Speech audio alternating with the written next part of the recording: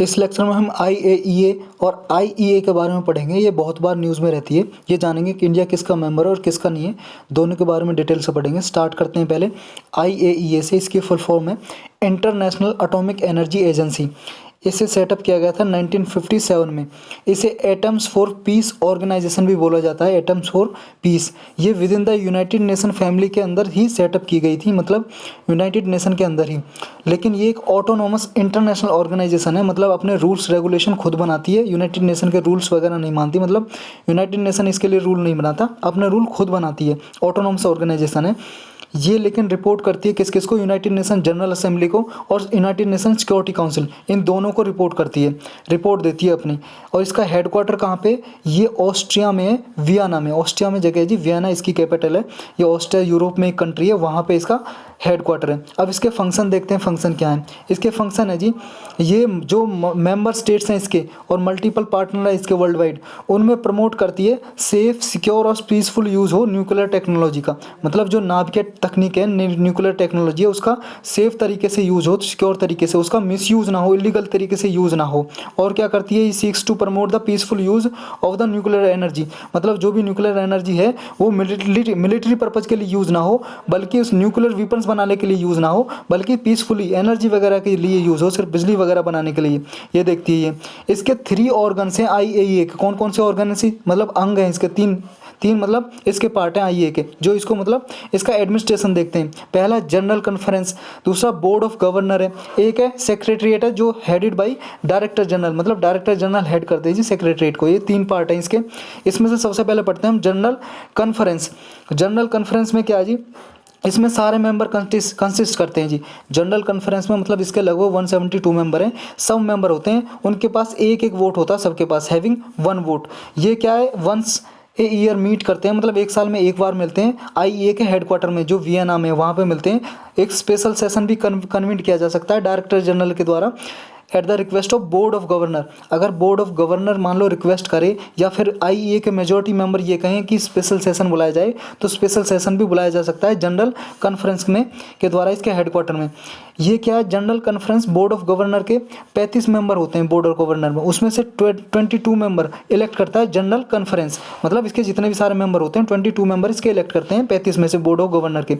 2 साल के लिए करते हैं ये, 2 ईयर्स के लिए। और जो ये क्या है, जनरल कॉन्फ्रेंस है, ये एनुअल रिपोर्ट जो होती है IAEA की, उसे क्या है अप्रूव करते हैं, रिपोर्ट को सबमिशन करते हैं, UN को रिपोर्ट देते हैं। और जितना भी एग्रीमेंट है UN के साथ और अदर ऑर्गेनाइजेशन के साथ, और किसी भी ऑर्गेनाइजेशन के साथ जो भी एग्रीमेंट होता है, उसको क्या है अप्रूवल देते हैं, अनुमति देते हैं। मतलब ये जनरल कॉन्फ्रेंस, क्योंकि इसमें सारे मेंबर होते हैं ना, यही क्या है बजट अप्रूव करते हैं। जो बोर्ड ऑफ गवर्नर क्या है रिक्वेस्ट करता है ना, रिकमेंड करता है, सिफारिश करता है, जो जनरल कॉन्फ्रेंस उसका अप्रूवल करता है। और अपॉइंटमेंट ऑफ डायरेक्टर जनरल, जो डायरेक्टर जनरल जो भी अपॉइंट करना है जी, उसका अप्रूवल भी, अनुमति भी कौन देती है, जनरल कॉन्फ्रेंस देती है। इसमें सारे मेंबर होते हैं, इसके लगभग 172। अब इसका सेकंड पार्ट है जी बोर्ड ऑफ गवर्नर। ये ऑलरेडी देख चुके हैं, इसके 35 मेंबर होते हैं, 35, उसमें से 22 मेंबर जनरल कॉन्फ्रेंस इलेक्ट करती है। एवरी ईयर 11 मेंबर करती है, एक साल में 11 मेंबर। और ये 2 साल का कार्यकाल होता है जी, 2 ईयर टर्म होती है इसके मेंबर की। तो ये हर 11 मेंबर हर साल करता है जी, 2 साल के लिए। और एटलीस्ट 10 मेंबर स्टेट्स हैं जो वो नॉमिनेटेड बाई आउटगोइंग बोर्ड, मतलब जितने भी जैसे मेंबर हैं जी, इसके 22 मेंबर, इसमें से मेंबर जा रहे हैं जो 10 मेंबर वही नॉमिनेट करेंगे, नामांकित करेंगे कि इन मेंबर को इसका बोर्ड ऑफ गवर्नर का मेंबर बना दिया जाए। तो बोर्ड मेंबर जो होते हैं इनके पास ईच रिसीव 1 वोट, सबके पास एक एक वोट होती है जी जब भी कोई डिसीजन लेना हो। अब बोर्ड ऑफ गवर्नर के फंक्शन क्या है, बोर्ड ऑफ गवर्नर के फंक्शन ये हैं जी, जो जनरल कॉन्फ्रेंस होती है इसे रिकमेंडेशन देती है, मतलब सिफारिश देती है board of governor general conference को, कि किस पे IAEA की जितनी भी एक्टिविटीज़ होती हैं, बजट व एक्टिविटीज़ होती हैं, उन पे सिफारिश करती है, रिकमेंडेशन देती है। और जो IAEA के स्टैंडर्ड होते हैं उनको भी पब्लिश कौन करता है, इनको भी पब्लिश यही करता है जी बोर्ड ऑफ गवर्नर। और क्या है जी, जितनी भी पॉलिसी बनती है IAEA की, सारी यही बनाती है, बोर्ड ऑफ गवर्नर बनाती है सारी policy, making most of the policy IAEA। और जो डायरेक्टर जनरल होता है जी, वो कौन अपॉइंट करता है, बोर्ड ऑफ गवर्नर, लेकिन उसे अप्रूवल कौन करता है, subject to general conference approval. जो जनरल कॉन्फ्रेंस है वो बाद में अप्रूवल देती है जी, अपनी फाइनल स्टैंप लगा देती है कि हाँ ये बनाए, लेकिन रिकमेंडेशन अपॉइंट कौन करता है जी, रिकमेंडेशन कौन करता है, board of governor director general के लिए। अब डायरेक्टर जनरल एंड सेक्रेटरीट के बारे में पढ़ते हैं। ये जी जो आईए का स्टाफ होता है उसे हेड करता है डायरेक्टर जनरल, जितना भी स्टाफ होता है इसे अपॉइंट कौन करता है, बोर्ड ऑफ गवर्नर, लेकिन approval final approval general conference देती है और ये 4 साल के लिए 4 ईयर टर्म के लिए अपॉइंट किया जाता है डायरेक्टर जनरल इसका। अब इसके कुछ प्रोग्राम है जी आईईए के, कौन कौन से प्रोग्राम है, एक तो program of action for cancer therapy, program of action for cancer therapy, ये याद रखना आपको, इससे क्या है आप कंफ्यूज हो सकते हो एग्जाम में, मतलब पूछ लिया किसका प्रोग्राम है, ये कैंसर थेरेपी का प्रोग्राम किसका, आईएईए का प्रोग्राम है। नेक्स्ट है जी ह्यूमन हेल्थ प्रोग्राम, एक नेक्स्ट है water availability enhancement report, next है जी international project on innovative nuclear reactors and fuel cycles 2000। ये 4 प्रोग्राम, ये क्या है जी, हर साल ये मतलब लगभग रिलीज़ करता है जी, पब्लिश करता है, ये 4 प्रोग्राम है इसके। और एक इंपॉर्टेंट चीज़ ही आईएईए का इंडिया मेंबर है क्या, उसका आंसर है जी यस, आईईए का इंडिया मेंबर है, इंडिया इसका मेंबर है। अब चलते हैं जी अब नेक्स्ट पे जी, जो इंटरनेशनल एनर्जी एजेंसी यानी कि आईईए, इसके बारे में पढ़ते हैं, वो हमारा कंप्लीट हुआ। ये जी एस्टेब्लिश हुआ था 1974 में, किसके फ्रेमवर्क से, ओईसीडी कंट्री हैं जी, organisation of economic and cooperation development, ये एक ऑर्गेनाइजेशन है जी जो कुछ डेवलप्ड कंट्रीज़ ने मिलकर बनाई हुई है। तो ये इसने 1974 में एस्टेब्लिश किया था जी, स्थापना की थी किसकी, आईईए की, मतलब इंटरनेशनल एनर्जी एजेंसी की। ये एक ऑटोनोमस इंटर गवर्नमेंटल ऑर्गेनाइजेशन है, मतलब कि गवर्नमेंट ने मिलकर बनाया था ना, ओईसीडी की नहीं मिलकर बनाया था इसको। इसका मिशन क्या है, टारगेट क्या है जी इसका, to ensure reliable affordable and clean energy. जितने भी मेंबर कंट्रीज़ हैं इसके और सारे बियॉन्ड कंट्रीज़ हैं, उनको क्या है, एक रिलायबल सोर्स और अफोर्डेबल मतलब कम पैसे में क्लीन एनर्जी के सोर्स क्या है, इंश्योर किया जाए, सुनिश्चित किए जाए, इसका ये मिशन है। इसके मिशन 4 प्रिंसिपल पे आधारित है जी, 4 प्रिंसिपल कौन कौन से हैं जी, एनर्जी सिक्योरिटी, मतलब एनर्जी की सिक्योरिटी, सुरक्षा हो सके ऊर्जा की, इकोनॉमिक डेवलपमेंट, आर्थिक विकास हो सके, एनवायरमेंटल अवेयरनेस, पर्यावरण के बारे में जागरूकता फैलाई जा सके, एंड एंगेजमेंट वर्ल्ड वाइड। ये सारे 4 जो मेन एरियाज हैं इन पे फोकस रहता है इसके मिशन का, आईईए का। अब इसका हेडक्वार्टर कहाँ पे है जी, इसका हेडक्वार्टर है जी पेरिस में, फ्रांस में है जी, पेरिस कैपिटल है फ्रांस की, वहाँ पे है जहाँ ओईसीडी का हेडक्वार्टर है, वहीं पे इसका हेडक्वार्टर है जी। इसके रोल एंड फंक्शन क्या है जी, आईईए के रोल और फंक्शन ये है जी, जब ये 1974 में बनाया गया था तो 1973 टू 74 में ऑयल क्राइसिस आया जाता था जी, उसके ही लिए ये बनाया था। ऑयल क्राइसिस का मतलब है जी ऑयल सप्लाई में डिसरप्शन आ गया था, मतलब कि ऑयल की जो क्रूड ऑयल है ना जी, पेट्रोल डीजल, उसकी डिमांड बहुत ज़्यादा बढ़ गई थी, मांग, और सप्लाई कम थी जी, मतलब कोई चीज़ की ज़्यादा डिमांड है और सप्लाई कम है तो ऑयल के क्या है, प्राइस बहुत इंक्रीज़ हो जाते हैं जी, हाई इन्फ्लेशन आ जाती है, तो इसी को बोला जाता है ऑयल क्राइसिस आ गया था, किसकी डिमांड बढ़ जाना, सप्लाई कम। तो इसको फ्यूचर में ना हो, इसको रोकने के लिए आईईए को बनाया गया था कि ये पॉलिसी वगैरह ऐसी बनाए एनर्जी को फोस्टिंग करने की, मल्टीनेशनल एनर्जी टेक्नोलॉजी डेवलप की जाए, कोऑपरेशन की जाए कंट्रीज़ के बीच में, ताकि ऐसा क्राइसिस फ्यूचर में ना आ सके, इसलिए इसे बनाया गया था। अब इसकी कंपोजिशन और एलिजिबिलिटी क्या है जी, कि इसके मेंबर कैसे बन सकते हैं और इसके कौन कौन से मेंबर हैं। इसके 30 मेंबर ऐसे मेंबर हैं जी, मतलब 30 मेंबर है, सदस्य देश हैं इसके प्रेजेंटली, आईए फैमिली के मेंबर, और इसमें 8 एसोसिएशन कंट्रीज है जी, मतलब इसके फुल मेंबर तो कितने हैं जी 30, और 8 इसके एसोसिएट मेंबर हैं। एसोसिएट मेंबर कौन से होते हैं, फुल मेंबर नहीं होते, बस जब इसकी मीटिंग होती है तो मीटिंग में जाकर बैठ जाते हैं, बस मूक दर्शक बन के देखते हैं क्या क्या हो रहा है, ये वोट नहीं कर सकते। जब भी कोई डिसीजन लेना आईईए में तो वोट कौन करेगा, सिर्फ 30 मेंबर, ये एसोसिएट मेंबर वोट नहीं कर सकते, देखते हैं कि ये कैसे पॉलिसी वगैरह बनाते हैं, इनवाइट करते हैं बस गेस्ट के रूप में, तो एसोसिएट मेंबर का ये काम होता है।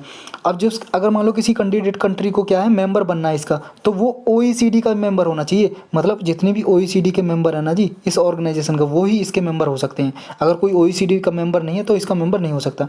लेकिन सारे ओईसीडी के मेंबर, मैं इसके आईईए के मेंबर नहीं है, but all OECD members are not IEA member, सारे ओईसीडी के मेंबर नहीं है, ये स्टेटमेंट आपको याद रखनी है। ये सारे इसके मेंबर है जी, आप एक बार पॉज करके लेक्चर को देख सकते हो, ये सारे मेंबर हैं इसके, और इंडिया इसका एसोसिएट मेंबर बना था। अब इसका जवाब है जी आईईए का इंडिया मेंबर है, उसका जवाब है जी नो, इसका मेंबर नहीं है। मेंबर का मतलब है जी फुल मेंबर नहीं है, लेकिन हाँ एसोसिएट मेंबर है सिर्फ, हाँ ये मीटिंग वगैरह होती है, जाके बैठ जाते हैं, देखते हैं क्या काम हो रहा है इनका। तो इसका मेंबर जो एसोसिएट मेंबर बना था आईईए का, कब, इंटरनेशनल एनर्जी एजेंसी का 2017 में बना था इसका एसोसिएट मेंबर, फुल मेंबर नहीं है, ये याद रखना जी, आईईए का मेंबर नहीं है, आईईए का इंडिया मेंबर नहीं है, लेकिन हमने ऊपर पढ़ा था आईएईए इसका इंडिया मेंबर है, ऊपर वाले का जो हमने ऊपर पढ़ा था। और मैक्सिको इसका 30th मेंबर है जी, लेटेस्ट मेंबर बना था 2018 में, इसका 30वां मेंबर बना था 30th। और ये फर्स्ट मेंबर है in Latin America, Mexico. Latin America क्या है जी? लैटिन अमेरिका ये जी, जैसे नॉर्थ अमेरिका है और ये साउथ अमेरिका है जी, ये कॉन्टिनेंट है ना, नॉर्थ अमेरिका और साउथ अमेरिका कॉन्टिनेंट। इस जो ये एरिया ना, बीच वाला एरिया, इस एरिया को बोलते हैं लैटिन अमेरिका, लैटिन अमेरिका। तो फर्स्ट कंट्री है लैटिन अमेरिका से ये जो आईईए का मेंबर है। अब इसका मेंबर बनने के लिए कुछ और भी कंडीशन होती हैं जी, कंट्री को और भी कुछ प्रदर्शित करना पड़ता है, डेमोन्स्ट्रेट करना पड़ता है। वो क्या क्या? एक तो ये, उसके पास कम से कम 19 डेज का, जो प्रीवियस ईयर में इंपोर्ट किया है ना ऑयल, कम से कम 19 डेज का उसका एवरेज होना चाहिए, ऑयल, क्रूड ऑयल होना चाहिए उसके पास, कि ताकि उसकी गवर्नमेंट क्या है, सप्लाई को, ऑयल सप्लाई को क्या है, डिस्ट्रप्शन ना आए ऑयल सप्लाई में। और उसके पास कम से कम 90 दिनों तक, जितनी भी डिमांड है कंट्री की, 90 दिन तक अपना ऑपरेशन चला सके। तेल की ज़रूरत, अगर 90 दिन तक वो इंपोर्ट भी ना करे ना ऑयल वगैरह, तेल वगैरह, तो भी उसका काम चल जाए कंट्री का, तो 90 दिन का होना चाहिए। और दूसरा क्या है जी, ये कम से कम क्या है, ऐसे प्रोग्राम चलाएंगे कंट्री जिससे कि कम से कम 10% तक जो नेशनल ऑयल का कंजम्पशन है, मतलब 10% डिमांड घटे उनकी, मतलब ऐसे मेजर स्टेप लेंगे जो ऑयल की जो डिमांड है वो घटे उसकी कंट्री में 10% तक कम से कम। और लेजिस्लेशन वगैरह, organisation to operate the coordinated emergency response measures on a national basis, ये वगैरह, ये अपने लॉ वगैरह, कानून वगैरह बनाएंगे जी अपनी कंट्री में, ताकि इमरजेंसी रिस्पांस मेजर्स लिया जा सकें। दूसरा एक ये जी, जब भी इनसे रिक्वेस्ट की जाएगी ना कि इन ऑयल, मतलब आईईए के मेंबर से, तो वो क्या है कि क्या क्या मेजर्स लिए, क्या क्या लेजिस्लेशन बनाए, क्या क्या कानून बनाए, लॉ बनाए इन्होंने, तो सारे क्या है ये रिपोर्ट करेंगे जी, इन्फॉर्मेशन देंगे सारे। और क्या है जी, और ये जी जो मेजर्स हैं in place to ensure the capability of contributing share of an IEA collective action, मतलब जो आईए के जितने भी कलेक्टिव एक्शन है उनकी कैपेबिलिटी को क्या है इंश्योर करने के लिए मेजर्स वगैरह क्या क्या लिए, वो ही है जी इसमें। अब इसी कुछ रिपोर्ट जारी करता है जी, रिपोर्ट पब्लिश करता है, कौन कौन सी करता है आईईए। ये रिपोर्ट बहुत ही इंपॉर्टेंट है जी, पूछी जा सकती हैं ये रिपोर्ट कौन किस के द्वारा पब्लिश की जाती है, ये याद रखना है। ये 4 रिपोर्ट है जी इसकी इंपॉर्टेंट। फर्स्ट है global energy and CO2 status report, ये आईईए इसे पब्लिश करता है। नेक्स्ट है जी वर्ल्ड एनर्जी आउटलुक, ये तो मोस्ट इंपॉर्टेंट है जी, वर्ल्ड एनर्जी आउटलुक ये आईईए ही करता है। वर्ल्ड एनर्जी स्टैटिस्टिक्स, ये भी आईईए करता है। वर्ल्ड एनर्जी बैलेंसेस, तो ये 4 रिपोर्ट करता है जी। और एक इंपॉर्टेंट है जी इसकी एनर्जी टेक्नोलॉजी पर्सपेक्टिव, तो ये 5 मोस्ट इंपॉर्टेंट है जी इसकी। और इसमें से सबसे ज़्यादा इंपॉर्टेंट ये आप energy, world energy outlook, world energy statistics और वर्ल्ड एनर्जी बैलेंसेज, इसके नाम से ये याद रखनी है जी, ये बहुत मोस्ट इंपॉर्टेंट रिपोर्ट है जी। तो इसके बारे में इतना ही था जी, दोनों के बारे में। अब मिलेंगे किसी और लेक्चर में किसी और टॉपिक के साथ, तब तक के लिए इंतज़ार।